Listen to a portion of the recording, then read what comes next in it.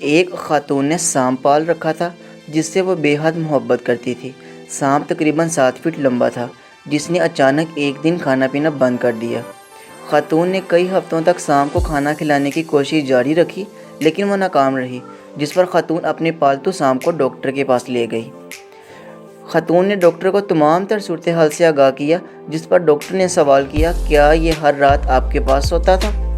خاتون نے جواب دیا، جی ہاں۔ ڈاکٹر نے پھر سوال کیا، جب سے اس نے کھانا پینا بند کیا ہے کیا یہ آپ کے جسم کے بے حد قریب لیٹ کر اپنے جسم کو اکڑاتا تھا؟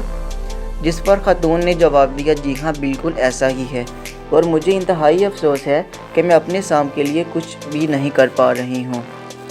ڈاکٹر نے خاتون کا جواب سننے کے بعد کہا، محترمہ آپ کا سانپ بیمار نہیں ہوا بلکہ یہ آپ کو کھانے کی تیاری کر رہا ہے۔ سانپ آپ کی جسامت کا روزانہ اندازہ لگاتا ہے اور اس نے کھانا پینا اس لیے بند کر دیا کہ وہ آپ کو کھانے کی جگہ بنا سکے۔ خاتون ماہر کی یہ بات سن کر سکتے میں آ گئی۔ اس واقعے سے یہ نتیجہ اخذ ہوتا ہے کہ آپ کو اپنے ارد گرد موجود سانپوں کو پہچاننا ہے جو کہ آپ کے نہایت قریب ہیں، اور اس کا یہ مطلب نہیں ہے کہ وہ آپ کے بارے میں اچھے خیالات رکھتے ہیں۔ ضروری نہیں کہ آپ کے آس پاس پھرنے والے لوگ آپ کے ساتھ کھانے پینے اور اٹھنے بیٹھنے والے تمام لوگ آپ کے ہمدرد ہیں، بس آپ نے ان کو پہچاننا ہے۔